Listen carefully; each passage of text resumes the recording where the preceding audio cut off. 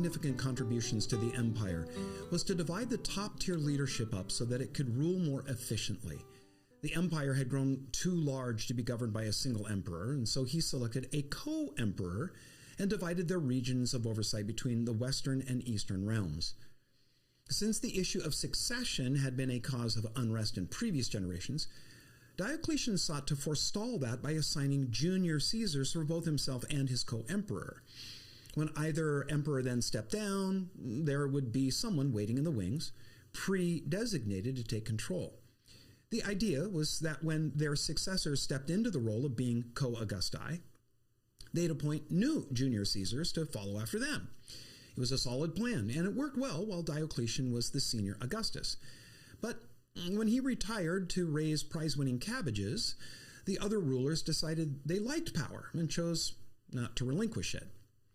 A great plan doesn't always roll out in an equally great application. Over the years that followed Diocletian's retirement, rule of the empire alternated between a single emperor and Diocletian's idea of shared rule. The general trend was for shared rule, with the senior Augustus making his capital in the east at Constantinople. This left the weaker and subordinate ruler in the west with increasingly less power at the same time that the Germanic tribes were pressing in from the north.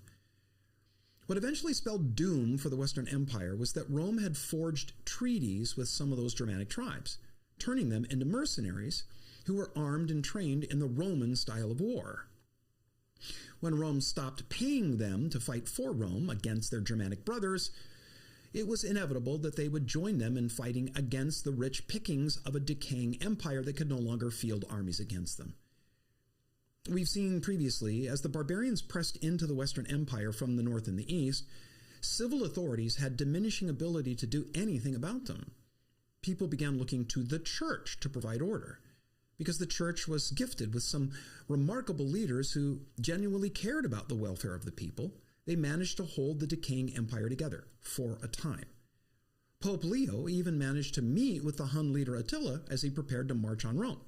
Leo persuaded the Huns to turn around, leaving the city intact.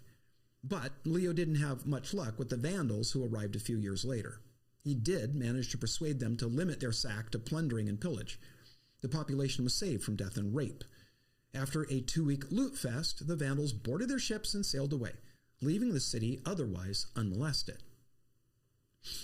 Historians mark the year 476 as the date when the Western Empire fell. It was then that the Goth leader Odoacer deposed the last Western emperor, Romulus Augustulus. Odoacer is often referred to as a barbarian, but he was in fact a military leader in the Roman army, a mercenary who led a revolt against the very people he had once fought for. While historians mark 476 as the year of Rome's fall, for the people living at that time, they would not have seen much, if any, difference between the reign of Augustulus and Odoacer. Things carried on much as they had for the previous decades, which is to say, it was a mess. With the fall of Rome, the Western Empire moved into what we know as the Middle Ages. This was a time when the church played an ever-increasing role in society. The form that influence took varied over the centuries, sometimes being more religious and spiritual in nature, but at other times being predominantly political. But there's no denying that in Europe during the Middle Ages, the church played a major, and maybe the major role. During the 4th and early 6th centuries, as civil society disintegrated, people looked to alternatives. Some found answer in monastic communities. There had been communes of Christians since the 3rd century, but the number of monasteries began to grow during the 5th. Some were highly structured, while others were more loosely organized. The monastic movement took off due to the leadership of Benedict of Nursia, whom we've already talked about. Benedict's early attempts at being a leader or an abbot of a monastery didn't go so well. The monks tried to poison him. But as he matured, Benedict applied the lessons learned from his previous mistakes and founded a monastery on Monte Cassino in Italy that became the prototypical monastery for years to come. Benedict was simply a genius for administration and organization. He formulated a simple plan for monastic living that was easily transferred to other communities. Known as the Rule of St. Benedict, it became the organizing and governing principle for monastic life, and under it, hundreds more monasteries were begun. The rule held forth a daily routine of Bible reading, prayer, and work. Benedict's sister, Scholastica, adopted a similar formula for convents and their women monks, who of course are called nuns. Monasteries became repositories and treasuries of the learning and scholarship of both Greece and Rome. As the rest of Europe plunged into what some refer to as the Dark Ages, many monasteries remained places of real scholarship. The monks read, studied, and spent considerable time copying ancient texts of both scripture and classical antiquity. The Renaissance would eventually be fed by the work of those monks and their hundreds of years of work. What we know about Benedict comes from his biographer Gregory, known to us as Pope Gregory I, or Gregory the Great, a title conferred on him by the church shortly after his death. Gregory was born into a wealthy and ancient Roman senatorial family around 540. Following family tradition, he was trained for civil service, but the political landscape was uncertain. During his childhood, the rule of Rome passed through several different regimes. While in his mid-teens, control of southern Italy was wrested from the Visigoths by the reconquest of the Eastern Emperor Justinian, but it was only a few years until the Lombards began their campaign of terror.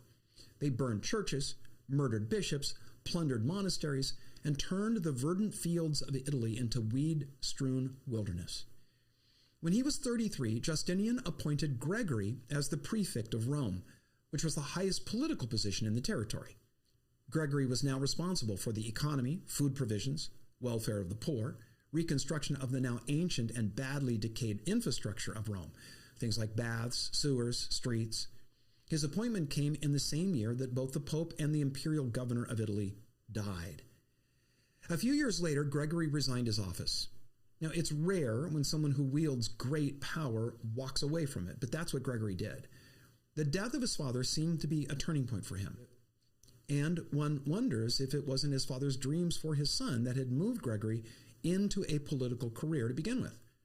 Once his father was gone, there was nothing holding him to his position, and so Gregory followed his heart, which was to become a monk. With his considerable fortune, he founded 7 monasteries and gave what was left to the poor.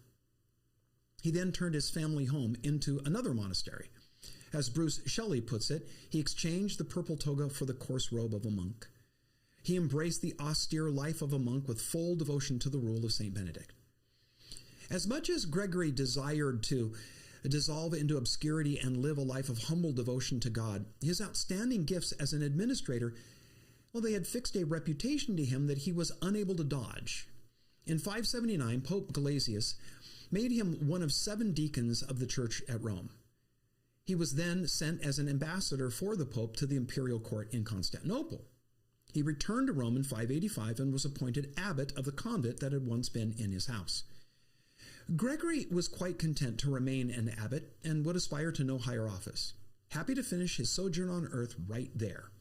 But the plague swept through Rome, killing thousands, including the Pope. Unlike most monks who hid behind their commune's walls, Gregory went into the city to help the sick, and this earned him incredible admiration. After Pope Pelagius died, it took church leaders 6 months to settle on Gregory to replace him. He balked. He fled Rome to hide in the countryside. When he was eventually located, they persuaded him to return and take up the bishop's seat. I have to say that Gregory seemed ill-suited to the task. He was 50 and frail. Now, 50 would be young for a pope today, but when the average lifespan was a mere 40 years, 50 was already an advanced age. Gregory's physical condition had been made worse by his extreme austerity as a monk. Drastic fasting had enfeebled him and contributed to the weakening of his heart. But what some might assume his main disqualification was Gregory's lack of ambition for power. He simply didn't want to be pope. Coming to the belief that it was God's will that he take up the task, it didn't take long for him to learn how to wield the influence of his office. He began his term by calling for public demonstrations of humility from, what was left of Rome's plague-decimated populace. His hope was to avert more disaster, and indeed, after a while, the plague abated. Gregory hadn't been pope long when the Lombards laid siege to Rome. This was a time of chaos throughout Western Europe. Many otherwise cool heads thought that it was the end times, and Gregory was one of them. In a sermon, he said this: Everywhere we see tribulation, everywhere we hear lamentation. The cities are destroyed, the castles torn down, the fields laid waste, the land made desolate. The villages are empty, few inhabitants remain in the cities, and even these poor remnants of humanity are daily cut down. The scourge of celestial justice does not cease because no repentance takes place under the scourge. We see how some are carried into captivity, others mutilated, others slain. What is it, brethren, that can make us contented with this life? If we love such a world, we love not our joys, but our wounds. It seemed that every aspect of civilization was being shaken to ruins. The church at Rome was one of a few that survived the ordeals that came like hammer blows. Though Gregory saw his promotion to the papacy as punishment, he surrendered himself wholeheartedly to the task of keeping things together while everything else was falling apart. Pope Gregory I was a tireless leader. He accomplished the work of 10. His volume of work is all the more remarkable in that he was often confined to bed because of sickness brought on by his frailty and overwork. Seeing himself as genuinely the first among equals with the other bishops, he produced a vast volume of correspondence, making sure that the lines of communication between the churches kept everyone abreast of church affairs. That alone would have been a full-time pursuit. Gregory did more, a lot more.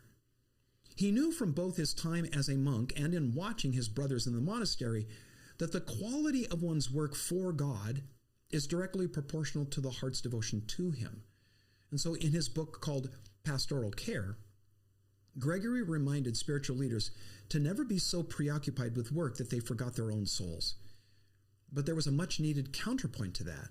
They must also not become so internally focused that they neglected practical work. This was a point of balance rarely glimpsed in the Christianity of that age. Gregory was also concerned for the quality of worship in the church and encouraged the use of music. Though he did not invent what's called plain song or plain chant, he greatly encouraged its use. In honor of his patronage of this form of worship, it's known as Gregorian chant. Plain song is a single melodic line without instrumental accompaniment. While a single singer may sing, it was usually sung by a chorus of voices in unison. Gregory took seriously his call to be the standard bearer for the faith. His contribution to theology was remarkable. He wrote more on theology than any previous and most subsequent popes. His main influences were Augustine, Ambrose, and Jerome. He leaned so heavily on Augustine's work that even at times drew inspiration from casual comments that he made. Now, you may remember back several episodes to when we noted how the church believed that baptism washed away all sins up to that point.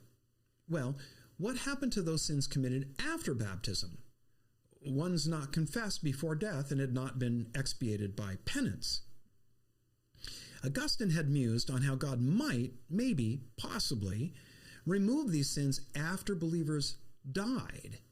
And it was from this speculative musing that Gregory developed the idea that God purged them in a purgatory. And so the doctrine of purgatory was added to church doctrine. Gregory's theology encapsulated not only the creeds of the councils and the teaching of the fathers, it also included some of the superstitious accretions of a Christianized paganism. Now, I understand that there are not a few Roman Catholics who subscribe to the podcast.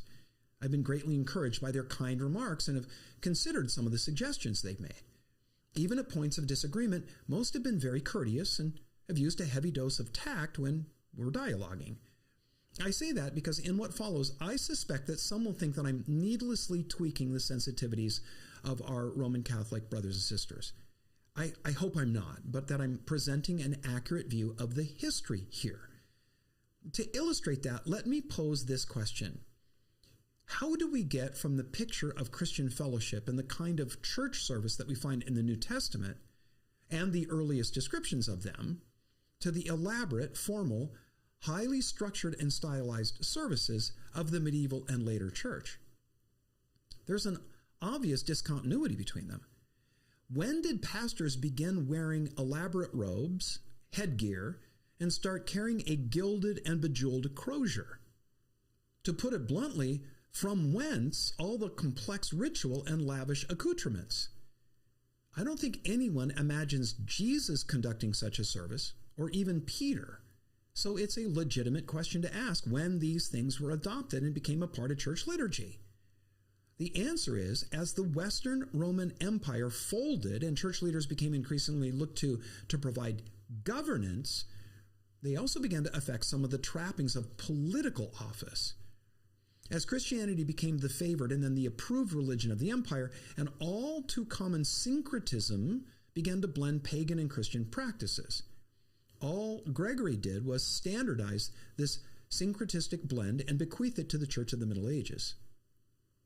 He endorsed an earlier practice of appealing to past martyrs and saints for help in securing God's aid. The idea was that a penitent sinner, they could never really know if he or she had done enough penance to atone for sin. By appealing to those believers who died and gone to heaven for help, they might be able, through their special standing with God, to find assistance in having their sins discharged. Kind of like a spiritual broker who negotiated a better deal for the earthbound. Gregory encouraged the collection and veneration of relics, things like strands of hair, fingernails, toe bones, pieces of clothing from past saints and martyrs, as well as paraphernalia that was supposedly connected to the Bible. So pieces of the cross, the spear that pierced Jesus' side, a towel that was used to wipe Christ's brow. It was assumed that these relics possessed special power to heal and give the armies that venerated them favor in battle. Gregory taught that the body and the blood of Christ were really present in the elements of communion, the bread and the wine. He claimed that partaking of them nourished and strengthened one's spirit, just as literal bread and wine nourished the physical body. But Gregory took it further. The real power of the communion elements, the Eucharist, was in its renewing of the sacrifice of Christ's death. The Eucharist didn't just remember Jesus' substitutionary atonement, it was a fresh enactment of it. During communion, in the Mass, offered by a priest, sins were forgiven. What Jesus' death on the cross did potentially for all people, the Mass applied to specific people who partook of it. So celebrating Mass replaced the need for some forms of penance. Certain sins required both attending Mass and penance. But for the average run-of-the-mill kind of pedantic sin, Mass replaced penance. And then people reasoned, well, if dead saints could assist them by intercession with God, why couldn't living believers attend extra Masses for departed loved ones to lessen their time in purgatory?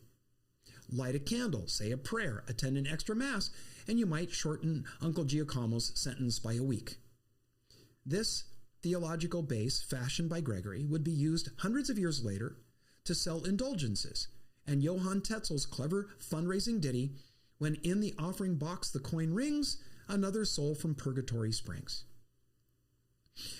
Gregory's realm of oversight wasn't limited to the spiritual affairs of the church. During his tenure, the church owned huge tracts of land in southern Italy and Sicily, some 1,800 square miles in all. When the Lombards invaded, sweeping away the last vestiges of civil authority, it was church leaders and their representatives who had to step in to provide governance. They took over the infrastructure of providing food and necessary collection of taxes to maintain some semblance of civil affairs. Now, later armchair historians lament the blurring of the line between church and state. They failed to realize that had it not been for church officials stepping in following the Lombard intrusions, tens of thousands of people would have perished. Gregory was the one who set up and oversaw this new tax and public assistance system. As the Lombards drew closer to Rome, Gregory took charge of the defense of central Italy. He appointed the military governor and arranged for a peace with the enemy's leaders.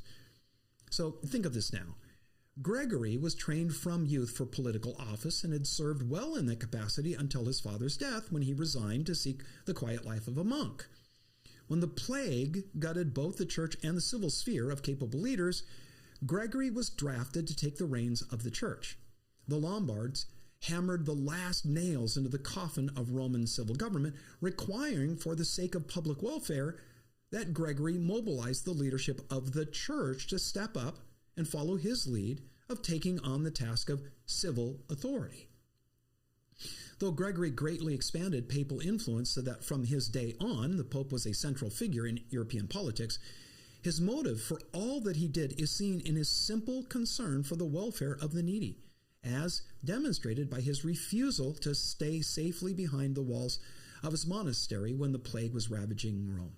The tension between the Eastern and Western Church that had begun over 100 years before, as Rome and Constantinople vied for supremacy, grew during Gregory's term, but certainly not because of Gregory's personal ambition for power. His criticism of the Eastern Patriarch was due to his belief in Rome's primacy and his resistance to the kind of pride that was on full display in the East. The Eastern Patriarch, John IV, had taken the title of Universal Bishop, an honorific granted the Patriarch by emperors like Justinian. The title was confirmed in an Eastern Synod in 588. But Gregory considered the title a usurpation of Rome's primacy and a blatant arrogance that God would not allow. He did all that he could to have the title revoked and called down mighty anathemas on it. He threatened to break off all connection with the Patriarch and demanded the emperor rescind the title. When someone applied the same title to him, Gregory's reaction was immediate and vehement. No one was to be called Universal Pope. He said, quote, "I have said that neither to me nor to anyone else ought you to write anything of the kind. Away with words which inflate pride and wound charity," unquote. He preferred to be known as simply servant of the servants of God. What appears a contradiction to historians is that while Gregory eschewed such pretentious titles, he claimed and exercised authority over the entire church. Well, in his case, that oversight was due to his scrupulous sense of duty to serve God by serving his people. Later popes would accept the grand titles and use the power of the papacy to, less altruistic ends. Gregory is an important name in the list of popes because it was under his term that a great wave of missionary outreach began. If Leo the Great had sought to expand the power and influence of the office of pope, Gregory the Great expanded the influence of the gospel to new lands beyond the borders of the empire. Being the first monk to become a pope, Gregory realized that monasteries were kind of like spiritual barracks that could send out an army of evangelists. If Rome couldn't field military legions to repel the barbarians, why not send out legions of missionaries to convert those barbarians and then appeal to their faith to forestall attack? Convert warlike barbarians into daring peace-loving, then peace-spreading missionaries who, instead of invading Europe, would carry the cross north and east. It was a good plan, and Gregory implemented it well. When Gregory was a youngster, he had watched a slave ship unload at the docks. The slaves were told to be Angles from Angleland, which later morphs into England. The name Angle sounded a lot like angel to the young Gregory and set within him the idea that where these barbarians had come from needed the gospel. Besides his interest in missions into Britain, Gregory also promoted missionary activity among the Germanic tribes. But it wasn't until about 100 years later that missionary work among the German tribes would really take off. And we're going to cover that in a future episode. If you've been following along with the podcast, a question may have risen that we turn to now. When did the Western Church, centered in Rome under the overall leadership of the Roman bishop, who'd come to be known as the Pope, really become what today we know as Roman Catholicism?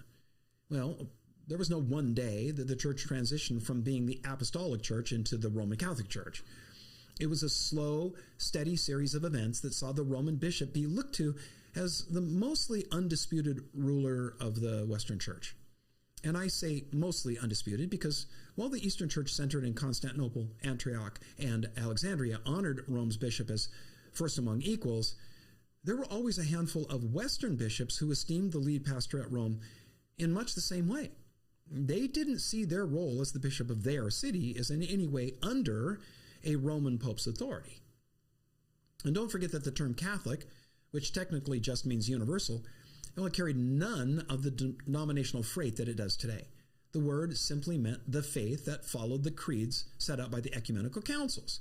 Those gatherings attended by a wide cross-section of the leaders of the church so they could define a biblically faithful position on doctrines that were being mucked up by aberrant teachers and groups.